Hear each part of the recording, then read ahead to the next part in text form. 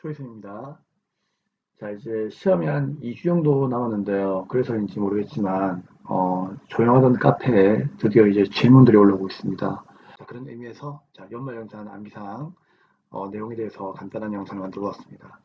자, 연말 영상은요, 일단 여러분들이 지금 한 2주 남았으니까 하루에 한 번씩, 쌤, 요, 한 페이지 정도 되는 이 내용 있죠? 요걸 한 번씩 집에서 보세요. 쌤, 카페 자료 있죠? 보시면 될 것 같은데. 이것만 암기해도 웬만한 연말 영상 문제에서는 거의 다 나와요. 제가 만든 이 자료가 최근 한 10년 이내에 출제가 되었던 인출, 그런 것들을 다 모아놓은 자료이기 때문에 이 내용들만 여러분들이 조금 보시게 되면은 나중에 시험장에서 크게 문제가 없을 것 같습니다. 그래서 간단하게 좀 설명을 좀 드린다고 하면은요. 자, 먼저 보험료, 의료비, 교육비, 기부금, 신용카드인데 우리가 흔히 보의, 교기, 신이라고 하죠. 이 다섯 가지가 제일 많이 나와요. 이걸 일단 먼저 무엇을 배우느냐. 자, 연령 제한하고 소득금액 제한부터 외우시면 되겠죠. 그래서 보험료는 연령, 소득금액 제한이 둘 다 있지만 의료비는 사람이 아픈 거니까 얘들은 그런 제한이 없어요. 하지만 교기신, 즉 교육비, 기부금, 신용카드는 연령 제한은 없습니다, 여러분. 그렇죠? 근데 소득금액 제한은 있으니까 그것만 좀 여러분들이 신중하게 접근하시면 될 것 같습니다. 그리고 나서 이제 좀 암기를 해야 되는 사항들은 뭐 한도가 있고 뭐 그런 게 물론 있어요. 있는데 한도가 있는 것들은 한 3개 정도만 외우시면 됩니다. 뭐 의료비에서 안경, 렌즈, 그 다음에 교육비에서 교복 구입비하고 체험학습비 요 정도만 외우시면 되고요. 나머지는 뭐 그렇게 한도를 중요하게 외울 필요는 없어요. 뭐 그런 거는 이제 이론적인 문제에서만 우리가 좀 물어보는 거지 실무 전산에 입력할 때는요. 굳이 거기까지는 손댈 필요가 없다는 얘기죠. 그래서 좀 짧게 여러분들이 기억을 하신다면은 제일 좋은 건 먼저 보험료부터 볼게요. 보험료는 저축성 보험료는 공제가 안 된다는 거. 이거 하나만 기억하시면 될 것 같아요. 그러면 웬만한 보험료는 다 풀리고요. 그 다음에 의료비 공제 같은 경우에는 전액 공제 네 가지 뭐가 있죠? 본장 65난, 본인 장애인 65세 이상 경로자, 난임 시술비 뭐 이 정도 하시면 되고요. 그 다음에 해외에 가서 치료받은 거 이런 거 안 되죠. 또 성형수술 안 되고 보약 안 되고 이 정도 하시면 돼요. 대신에 성형과 보약은요. 치료를 위한 목적으로 썼다면은 그거는 되는 거예요. 예를 들어서 뭐 화상을 입어가지고 성형수술을 했다. 이런 건 되는 거죠. 그 다음에 또 감기에 걸렸는데 한약을 지었다. 이런 건 되는 거예요. 사람들이 자꾸만 한약 그러면은 보약이라고 하는 그런 편견이 있는데 꼭 그런 건 아닙니다. 그래서 건강 증진은 공제가 안 되지만 감기약으로 한약을 다렸다. 이런 건 되는 거예요. 그 다음에 이제 의료비에서 중요한 거는 50만 한도가 있는데 그게 누구죠? 안경 렌즈였습니다. 그쵸?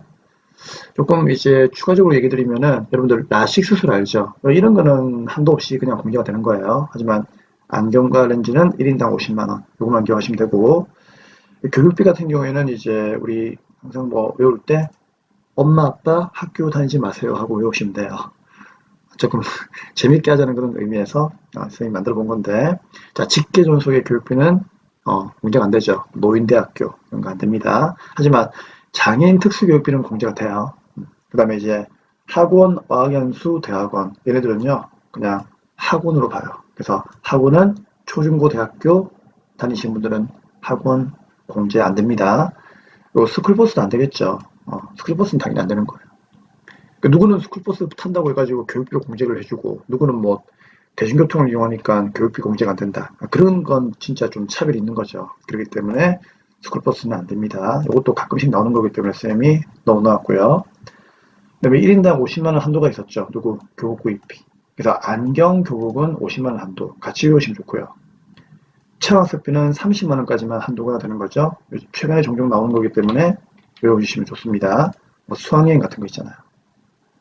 그 다음에 대학원.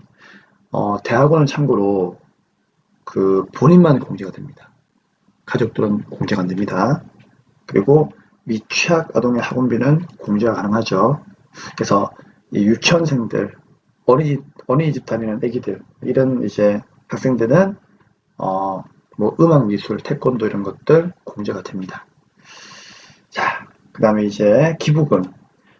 종친회하고 친목회, 동창회는 공제가 안 되죠. 내가 여기 가가지고 뭐 기부를 했다. 그런 건 안 되는 거예요. 이거는 내가 친목을 도모하기 위해서, 즉 네트워크를 이렇게 만들기 위해서 우리가 돈을 쓰는 거지 어떤 기부의 그런 순수한 목적으로는 볼 수가 없습니다. 그렇기 때문에 공제가 안 되는 거고요.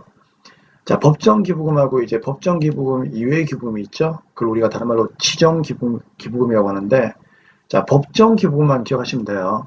많아요. 이거 다 못 외웁니다. 그렇기 때문에 시험 나오는 거 다섯 가지만 외우세요. 첫째는 뭐, 수재민 돕기, 둘째, 국가에 기부하는 거, 그다음에 군대에 기부하는 거, 그 다음에 암, 혈액, 그래서 국립암센터, 대한적십자사, 이런 데 기부하는 것들은 전부 다 법정 기부금입니다. 바보의 나눔까지는 뭐 굳이 안 해도 괜찮은데요. 그냥 이게 유일한 이제 민간단체가 운영하는 이제 그 뭡니까 재단 중에서 유일하게 뭡니까 이게 법정 기부금이 들어오다 보니까 한번 적어 놓은 겁니다. 그래서 우리는 그냥 시험 목적상 여기까지만 기억하시면 될 것 같고요. 그럼 이걸 제외한 나머지들은 그냥 나오게 되면요 거진 다 이외의 기부금이다라고 보시면 될 것 같아요. 그러면 이외의 기부금들은 종교단체냐 아니냐 그것만 여러분들이 판단하시면 되는 거예요. 그 다음에 이제 정치자금 이거는 본인만 가능한 거 알고 있죠. 그러니까 가족들이 정치자금 기부하게 되면요 그건 안 됩니다. 정치자금은 본인만 되는 거고 우리 위에 10만원 적고 10만원 초과하는 건 밑에 적는 거 알고 있죠. 그것만 좀 연습하시면 되고요. 그 다음에 신용카드. 자, 형제자매가 쓴 카드는 공제가 안 되죠. 혹시나 뭐 주위에 형제자매가 카드를 들고 있다. 잘라버리세요. 자, 자르면 안 되겠죠. 네, 자르면 안 됩니다. 싸움 납니다. 그렇기 때문에 그냥 형제자매 카드는 공제가 안 된다는 거. 그래서 형제자매 카드가 공제가 안 되면은 내 카드를 주면 돼요. 내 카드를 주면서 써라. 그러면은 나의 명의의 카드가 긁히는 거니까 그건 공제가 되는 거죠. 하지만 형제자매 명의의 카드는 공제가 안 됩니다. 당연히 현금 영수증도 공제가 안 되겠죠. 그럼 이제 해외에서 이제 사용한 거 있죠. 뭐 여행 가가지고 뭐 비자 카드를 긁었다. 이런 건 안 되는 거예요. 그 다음에 고정비, 세금과 원가 이런 거 안 되죠. 고정비라 하면 뭐 인터넷 사용요금, 아파트 관리비, 뭐 수도요금, 전기요금 이런 거 열심히 카드에다가 자동이체 걸어 넣죠. 안타깝지만 공제가 안 됩니다. 대신에 그 카드 포인트는 쌓이니까요. 포인트 열심히 쓰시면 돼요. 그 다음에 이제 현금 서비스하고 상품권 구입비 이런 거 공제가 안 되죠. 현금 서비스는 어차피 이제 현금 영수증으로 공제가 나중에 될 거고요. 상품권도 이제 여러분들 현금 영수증 끊을 수 있습니다. 그렇기 때문에 나중에 이제 추후에 현금 영수증으로 공제가 되는 거지 구입하는 그 당시에는 공제가 안 되는 거예요. 현금 서비스를 받는 그 당시도 공제가 안 되는 거고요. 더 나중에 사용했을 때 그 현금 영수증으로 끊는 거는 공제가 됩니다. 하지만 구입하는 건 안 된다. 그 다음에 자동차 구입비, 그 신차 구입하는 거는 공제가 안 되죠. 옛날에는 이건 거진 다 그냥 안 된다고 보시면 되었는데 요즘에는 중고차 같은 경우에는 10%까지 공제를 해줍니다. 참고하시면 되고요. 그다음에 도서공연 공연비는 이제 알고 있죠. 1900, 7천만 원 이하인 경우에만 되는 겁니다. 그래서 1900, 7천만 원 이하인 근로자만 되는 거고 1900이 7천만 원 넘어버리면은 도서공연비의 공제는 안 됩니다. 참고하세요. 안 된다는 건 아니고요. 중복 공제가 추가적인 이제 공제율이 더 높지가 않다는 얘기죠. 그래서 이거는 이제 1900, 7천만 원 이하인 경우에만 하나니까 꼭 기억하셔야 되고 그 다음에 이제 중복공제가 불가한 것들 그렇죠. 신용카드는 중복공제가 불가하죠. 그러니까 위에서 보험료, 의료비, 교육비를 카드를 꺼었다 그러면 카드에서는 공제가 안 되는 거예요. 하지만 중복공제가 가능한 게 있습니다. 세 가지를 꼭 외우세요. 요거 의료비, 교복구입비, 및 취약아동의 학원비. 다시 누가 있다고요? 의료비, 교복구입비, 및 취약아동의 학원비. 요 세 가지가 거의 시험 문제 빈출이니까요. 요 세 가지만 기억하시면 됩니다. 네, 그리고 지금 좀 많이 질문 들어오는 것 중에 하나가 교육비, 학원비에 대해서 물어보는데 학원비는 일반적으로 이제 원칙 교육비에서는 공제가 안 되는 거죠. 학원비는 교육비에서 공제가 안 됩니다. 그쵸? 근데 얘를 신용카드라든지 현금 영수증으로 이제 사용을 했다는 얘기죠. 그러면 그때는 어떻게 되느냐? 교육비로 공제는 안 되지만 신용카드하고 현금 영수증에서는 공제가 돼요. 그래서 학원비는 교육비로는 공제가 안 됩니다. 하지만 어디에서는 신용카드와 현금 영수증으로는 공제가 됩니다. 그럼 이제 거꾸로 초중고 대학교의 그 수업료 있죠. 정규과정 수업료. 그거는 이제 교육부에서 공제가 되죠. 그럼 걔는요, 신용카드하고 현금 영수증은 공제가 된다, 안 된다? 그건 안 됩니다. 왜요? 중복공제 불가이기 때문이에요. 그래서 정리해드리면, 초중고 대학교의 학원비는 교육비로는 공제가 안 되지만, 신용카드로는 공제가 된다. 그 얘기였습니다. 자, 그리고 이제 중복공제가 이제 불가하다는 얘기였는데, 근데 중복공제가 가능한 게 누구라고요? 방금 얘기했듯이 2차 가동의 학원비는 중복공제가 가능하다. 그 얘기예요. 당연히 교육비도 포함되는 거고요.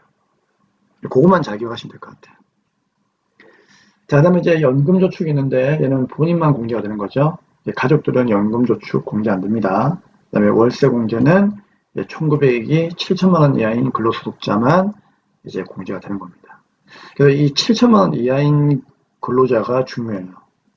왜 그런가 하면은 월세공제는 총급액이 7천만 원 이하인 근로자가 공제가 되는 거고요. 넘어가면 공제가 안 돼요.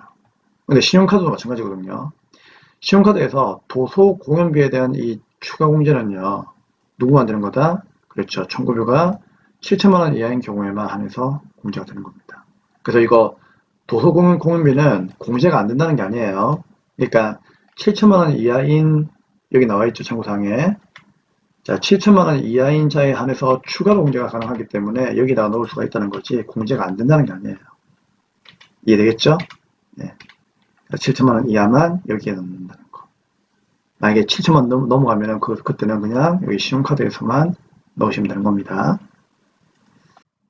네, 이 정도면은 이제 선생님이 설명은 다 드린 것 같습니다.